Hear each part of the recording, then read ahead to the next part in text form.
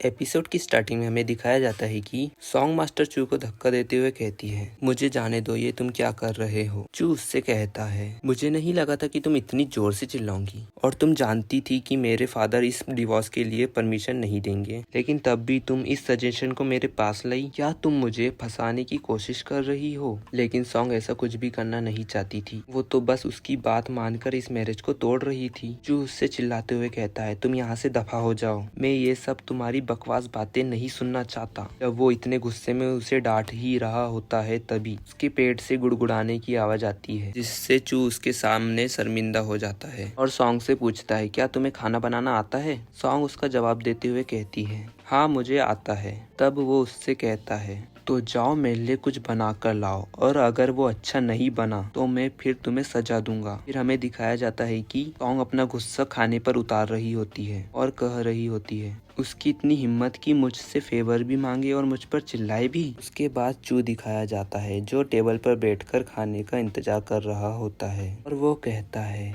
आधा घंटा हो चुका है और ये अभी तक खाना बनाकर नहीं लाई। तभी वहाँ पर सॉन्ग आ जाती है खाना लेकर और उसने नूडल्स बनाए होते हैं और वो 2 बॉल्स नूडल्स के लाती है, एक चू के लिए और एक खुद के लिए। तभी चू सॉन्ग का नूडल्स का बॉल लेते हुए कहता है, तुम्हें खाने की परमिशन किसने दी? ये दोनों नूडल्स के बॉल्स मेरे है। और फिर चू दोनों बॉल्स के नूडल्स खा लेता है और उसे ऐसा देख सॉन्ग मन में उसे पिग कहती है। और इसके बाद सॉन्ग चू से कहती है, मास्टर चू, अब तो आपने खाना खा लिया है, तो अब मैं क्या यहाँ से जा सकती हूँ? तब चू उससे कहता है, दफा हो जाओ। और यह कहकर वो वहाँ से अंदर चला जाता है और साथ में वो दोनों बॉल्स भी ले जाता है साफ करने के लिए। सॉन्ग मन में कह रही होती है, क्या ये सच में इन बॉल्स को धोने वाला है? छोड़ो ये सब, ये कहते हुए वो भी वहाँ से चली जाती है। फिर हमें दिखाया जाता है कि सॉन्ग टैक्सी का इंतजार कर रही होती है, लेकिन कोई भी टैक्सी आ नहीं रही होती है। तभी अचानक जोरदार बिजली कड़कती है, जिससे सॉन्ग डर जाती है और फिर जोरों से बारिश शुरू हो जाती है। इसके बाद हमें दिखाया जाता है बारिश से बचने के लिए सॉन्ग चू के मेंशन वापस आती है